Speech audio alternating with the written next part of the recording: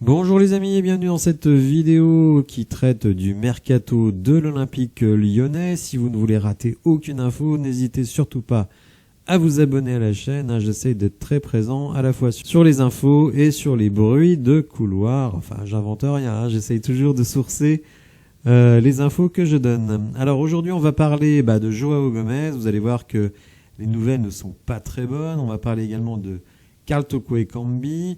On va parler aussi des arrivées potentielles, notamment Amari Traoré, qui est donc le joueur de Rennes. On parlera aussi de Moussa Dembélé, qui pourrait trouver une porte de sortie qui me paraît beaucoup plus crédible que celle d'Everton. Romain Fèvre n'intéresse pas que Strasbourg, vous allez voir cela. Et on pourra peut-être trouver aussi un point de chute pour Thiago Mendes. On finira avec Laurent Blanc, qui...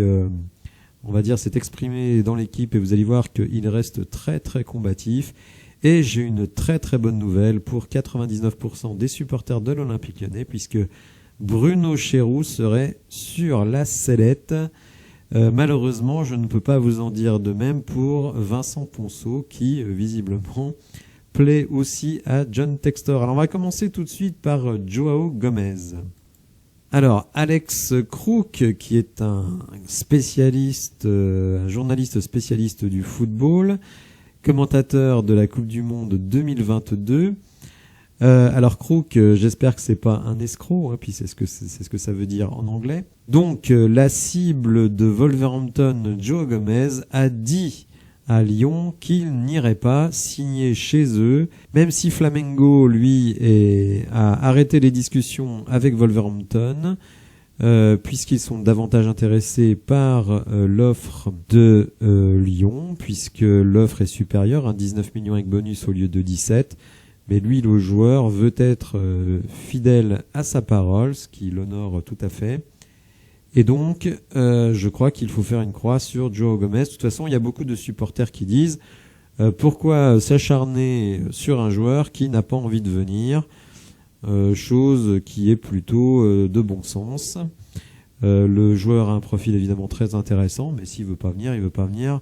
Pas la peine de s'acharner sur lui.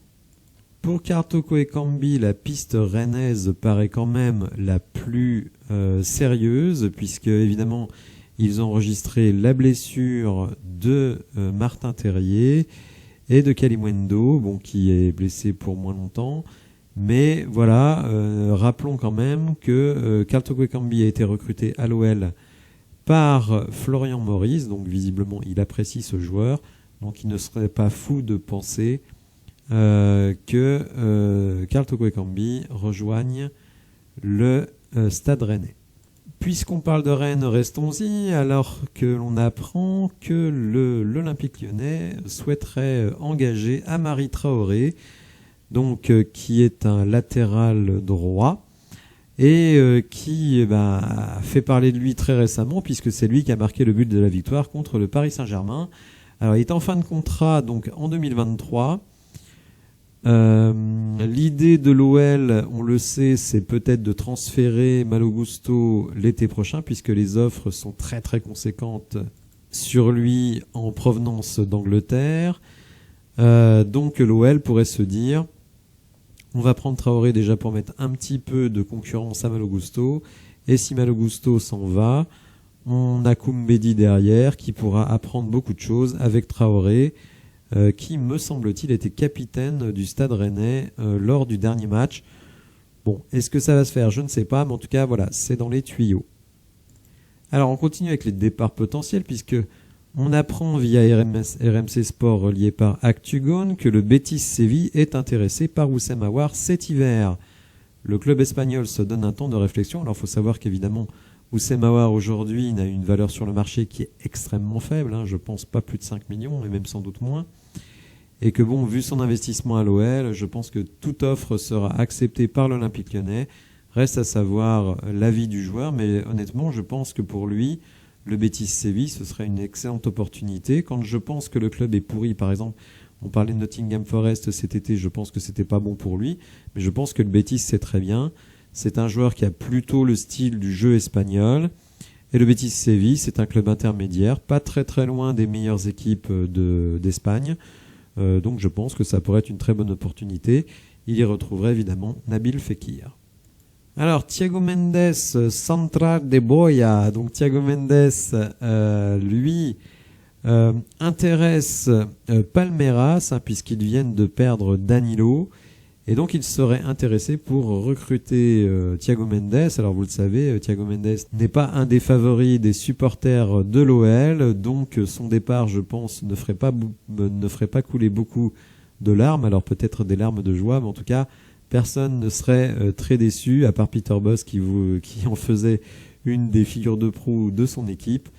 Donc si Thiago Mendes partait de l'OL et notamment vers Palmeiras, qui est un club brésilien, et on sait que Thiago Mendes, avant de prolonger, avait l'envie de retourner au Brésil, lui et sa famille.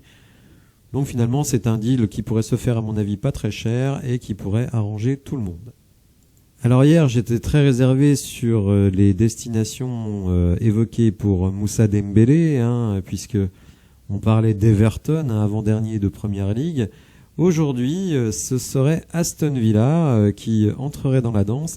Et là, je pense que c'est quelque chose qui me paraît beaucoup plus sensé, puisque Aston Villa est une équipe du milieu de tableau, coachée par Unai Emery. Et donc, pour Moussa Dembélé, évidemment, ce serait intéressant d'avoir un tremplin pour se montrer, et peut-être d'ici 2-3 ans, s'il est bon, évidemment, d'avoir une ouverture dans un gros club de Première Ligue, ou tout simplement faire sa carrière à Aston Villa. Vous le savez, les clubs anglais peuvent donner des salaires totalement incroyables. Donc c'est quelque chose qui me paraîtrait tout à fait cohérent, d'autant qu'ils viennent de perdre Danny Ings, ils pourraient perdre Danny Ings, qui pourrait filer à West Ham rejoindre Lucas Paqueta. Donc cette info-là me paraît pas folle. Initialement, Aston Villa voulait attendre l'été puisque le joueur sera gratuit. Mais bon, les poches sont pleines du côté de la Première Ligue, donc sortir un petit billet entre 5 et 10 pour récupérer Moussa Dembélé, ça me paraît pas totalement impossible. Alors par contre, ce qui est très chaud, c'est Romain Fèvre. Il était d'abord annoncé du côté de Strasbourg, mais évidemment Lorient, qui est quand même 6e du championnat, donc qui est très très bien classé par rapport aux attentes, eh bien Romain Fèvre plairait beaucoup du côté de Lorient, qui vient de laisser partir Dango Ouattara, alors pour un chèque conséquent, 27 millions. Alors évidemment, l'OL se dit 27 millions, donnez-nous en 12 ou 13 pour Romain Fèvre et il est à vous. Et on apprend aussi que le joueur est intéressé pour aller à Lorient, d'une certaine manière. Pour lui, c'est un progrès d'aller à Lorient, en tout cas cette saison par rapport à l'Olympique Lyonnais. Et peut-être que dans un club, on va dire, où il y a moins de pression, il se sentirait peut-être plus en confiance. Donc transfert ou prêt, bon, l'OL veut un transfert, puisque en gros, il ne croit pas au retour en forme de Romain Fèvre, tout du moins dans notre effectif. Donc on va suivre ça de près, mais apparemment c'est quelque chose quand même d'assez chaud à suivre donc de très près. Alors dernier point sur le mercato, puisque Jean-Michel Aulas a répondu à Vincent Duluc, puisqu'il y a eu beaucoup d'articles sur l'OL dans l'équipe aujourd'hui. On va d'ailleurs s'y intéresser dans quelques secondes. Je parlerai plus tard de Ponceau et de Bruno Chéroux, mais Jean-Michel Aulas, donc vous le voyez, répond à Vincent Duluc et lui dit « L'OL va mettre en œuvre des changements nécessaires pour retrouver l'Europe ». Donc comme d'habitude, des promesses de la part de Jean-Michel Aulas. Alors je vais pas vous montrer les commentaires qui ont été faits sur cette publication de Jean-Michel Aulas parce qu'ils sont à 95% extrêmement négatifs, voire insultants. Je crois que certains en ont assez des discours, ils veulent voir des actes. En tout cas, là, Jean-Michel Aulas promet qu'il va se passer des choses pour relancer l'équipe. Et on va voir un petit peu ce que lui, Laurent Blanc, en tout cas, souhaite pour relancer l'équipe. Alors d'abord, Laurent Blanc fait un diagnostic assez évident pour nous, c'est-à-dire que l'équipe manque énormément de confiance et il prend un exemple que tout le monde comprendra. Vous vous rendez compte du début de match des Bleus en finale de la Coupe du Monde. On parle de très très grands joueurs. Quand la tête n'y est pas, c'est compliqué. Et donc il voit du côté de l'OL un problème, on va dire, moral et peut-être mental, mais en tout cas moral. Et il pense que si on arrive à remettre un peu les têtes à l'endroit, eh bien ça peut relancer les choses. Il est évident que des joueurs comme Karl Toko Ekambi sont en très très grand manque de confiance. Et donc amener des joueurs, on va dire, un peu plus frais dans la tête, un peu plus combattants, hein, c'est d'ailleurs ce qui a présidé au recrutement de Dejan Lovren, eh bien ces joueurs-là peuvent peut-être relancer un petit peu l'effectif et y apporter un peu de sang neuf. Et un groupe malade comme celui de l'OL, qui sort d'une saison calamiteuse et qui d'une autre demi-saison tout aussi calamiteuse, a peut-être besoin de sang neuf, de joueurs frais pour retrouver un meilleur classement. Parce que si on les prend un par un, nos joueurs ne sont quand même pas tous d'étanches. Donc on peut espérer que quelques joueurs viennent relancer un petit peu la machine. Alors pour certains supporters qui souhaitent et qui rêvent de voir Barcola, Cherki, Malo Gusto, Cacré, Lukeba sur le terrain, eh bien sachez que ce n'est pas du tout, mais alors pas du tout la tendance de Laurent Blanc. Au contraire, il dit qu'on a donné trop de responsabilités à des jeunes qui n'avaient pas les moyens d'assumer une telle pression sur le long terme. Donc en gros, ce qu'il veut, c'est des joueurs d'expérience parce qu'il pense que c'est comme ça qu'il va relancer l'équipe. Alors je sais que parmi tous les supporters, certains ne partagent pas cet avis. Moi, je suis absolument d'accord avec lui. Et d'ailleurs, c'est pour ça que je m'étonnais un petit peu qu'on se positionne sur Joe Gomez. Alors même si lui, c'est plutôt un combattant, hein. Et il a déjà quasiment 200 matchs pro à son actif. Donc ça me paraissait un peu étrange qu'on aille sur ce joueur-là, mais on va dire que c'est plutôt un super talent, et ne nous voilons pas la face pour faire une grosse plus-value à la revente si le joueur atteint le potentiel qu'on attend de lui. Laurent Blanc sert également les boulons, hein. En gros, ceux qui ne sont pas dans le bon état d'esprit, ils ne joueront pas, et c'est ainsi qu'on explique que Moussa Dembélé n'est pas rentré lors des 2 derniers matchs et que Romain Fèvre n'a pas été aligné contre Strasbourg. C'était pas parce qu'il était en instance de transfert, mais tout simplement parce que Laurent Blanc estime que leur attitude ne démontre pas qu'ils sont prêts à se défoncer pour l'équipe. Alors pour la suite de la saison, Laurent Blanc ne baisse absolument pas les bras, il est combatif et ça me fait plaisir parce que moi je suis d'accord avec lui. Je trouve que le match contre Strasbourg, comme je l'ai dit, je vous invite à aller voir la vidéo, eh bien il était plutôt bon et c'est plutôt une équipe en manque de confiance, peut-être aussi en manque de talent, hein, faut pas se le cacher, qui a perdu parce que sur l'intensité, sur la volonté, sur les prises d'initiative, franchement, il n'y avait rien à redire. Et je suis convaincu que si on reproduit ce genre de match, ça va forcément finir par payer. Et il suffit d'une ou deux victoires peut-être pour relancer la machine, 2-3 nouveaux joueurs pour apporter un petit peu de sang frais. Donc lui, il y croit. Il continue de bosser, il essaye de ne pas trop accabler les joueurs tout en étant exigeant avec eux, notamment les cadres, hein, comme Lacazette et Tolisso. Donc moi je trouve que son attitude est vraiment très très bien.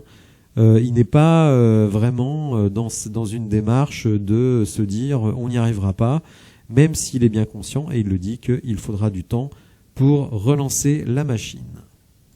Alors l'équipe, comme je l'ai dit, consacre beaucoup d'articles à l'Olympique Lyonnais aujourd'hui et il nous parle du quatuor qui d'une certaine manière est à la tête de l'OL.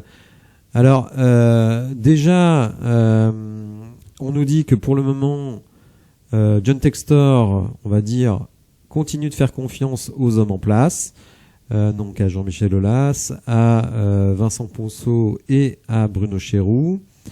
Mais que, attention, si les résultats n'avancent pas, ne s'améliorent pas, il ne s'interdit rien.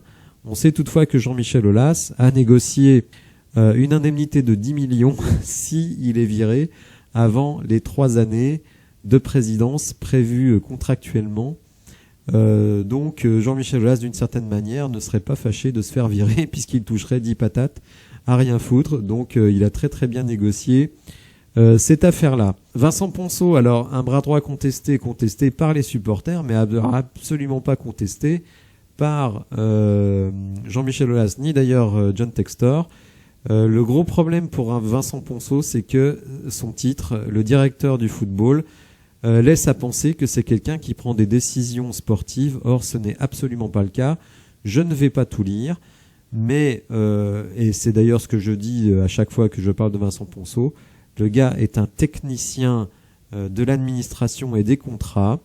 On lui dit, voilà, on a besoin de signer tel joueur, à vous de négocier le contrat, soit pour un départ, soit pour une arrivée, mais c'est absolument pas lui qui décide de la tactique, des joueurs à recruter. On lui dit, voilà, on veut tel gars, il faut essayer de faire rentrer ça dans les finances. Et donc c'est ce que j'ai toujours dit à propos de Vincent Ponceau, et je trouve que les critiques qui lui sont adressées sont totalement déconnectées de la réalité, puisque lui, il ne décide absolument pas du sportif, et les joueurs qui sont là, ce n'est pas lui qui les a choisis. Alors lui, il en a choisi, même si tout le monde essaye de lui faire... En fait, Bruno Chéroux, on lui fait porter le chapeau pour tous les échecs, mais toutes les réussites, on les accorde à quelqu'un d'autre. Alors que ce soit maintenant à Juninho, puisque certains disent « Ah bah oui, mais Joao Gomez, il était suivi depuis 18 mois, donc à l'époque de Juninho, etc. etc. » Donc c'est un choix de Juninho, c'est-à-dire que même si Chéroux arrive à faire signer Gomez, on attribuera ça à Juninho. Donc on est totalement dans le délire collectif. Son vrai échec, c'est Romain Fèvre, ça c'est une évidence. Même si je répète à chaque fois que Romain Fèvre était considéré comme un des plus talentueux parmi les jeunes joueurs français. Mais si on parle de Lovren, de Koumbedi, de Rioux, de Tagliafico, de Le Penant, et je ne mets pas Lacazette et Tolisso parce que je sais très bien que Bruno Chéroux, il a un rôle très mineur dans ces arrivées-là. On va me dire, Koumbedi, Rioux, Le Penant, c'est Caveglia. Oui, mais on s'en fout que ce soit Caveglia. Le responsable de la structure, c'est lui. Donc, il est comptable des échecs, mais il est comptable aussi des réussites. Vous doutez bien qu'un directeur d'une cellule de recrutement, c'est pas lui qui connaît tous les joueurs, qui va chercher tous les joueurs. Il donne les orientations et c'est à ceux qui travaillent pour lui de trouver ces joueurs-là. Donc arrêtez ceux dans les commentaires qui me disent c'est pas lui qui a pris un tel, c'est pas lui qui a pris un tel. Il est responsable de la structure. Donc quand il y a des réussites, on doit lui attribuer. Et quand il y a des échecs comme Romain Fèvre, on doit lui attribuer aussi.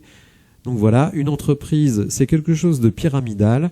C'est lui le responsable de la structure. Donc si le mercato, vous l'estimez dégueulasse depuis 1 an, notamment avec des moyens extrêmement limités, je le répète aussi à chaque fois, eh bien moi je trouve que Bruno Chéroux, il a fait du bon travail. Je sais que je suis ultra minoritaire sur cette position, mais en tout cas c'est ma position. Et si effectivement il est menacé, ce n'est pas à cause de la qualité de ses recrutements, mais c'est plutôt par rapport à ses déclarations sur l'Olympique de Marseille. Alors c'est vrai que je m'enflamme toujours quand on parle de Bruno Chéroux, j'en ai rien à foutre, je ne le connais pas, mais moi je déteste l'émeute, et je trouve que lui et Ponceau sont accusés de tous les maux, alors qu'en fait ils sont pas responsables de tant de choses que ça. Le responsable, c'est Jean-Michel Aulas, c'est lui qui les a nommés, c'est lui qui a nommé Juninho, mais évidemment certains supporters se retiennent de critiquer Jean-Michel Aulas, ou du moins dans les groupes de supporters, sans doute parce que d'une certaine manière, à un moment donné, ils ont besoin de lui. Et c'est pour ça d'ailleurs que récemment Jean-Michel Aulas a dit quand vous attaquez Ponceau, quand vous attaquez Chéroux, c'est moi que vous attaquez. En gros, il dit aux supporters, ok, vous m'attaquez moi, attention, parce qu'il pourrait y avoir des conséquences. Bon bref, tout ça c'est de la cuisine interne, on s'en fout. Nous, ce qui nous intéresse, c'est le terrain et les joueurs. Donc vous l'avez compris pour résumer, Joao Gomez, ça va être très très difficile. Dembélé, Fèvre, Mendes et Karl Toko Ekambi, il y a des portes de sortie crédibles pour le moment. Pour les arrivées, la plus chaude, ce serait Amari Traoré, donc le latéral droit. Si on n'arrive pas à faire Gomez, donc ce sera le joueur tunisien dont j'ai parlé hier. Aïssa Aïndouni, donc qui joue à Ferencváros. Donc je remercie à ceux qui dans les commentaires m'en ont parlé un petit peu de lui en disant que c'était un combattant. Et c'est vrai qu'on a besoin de combattants, donc un milieu défensif, on va dire, très très intense. Donc ça ne pourra que nous faire du bien. Et je pense qu'il y aura, il y a les départs de Toko Ekambi, de Fèvre et de Dembélé, il y aura sans doute des arrivées sur le plan offensif. Alors n'hésitez pas à vous abonner si vous voulez avoir les infos de primeur. Et je vous dis à bientôt pour de nouvelles infos. Merci de m'avoir suivi. Au revoir.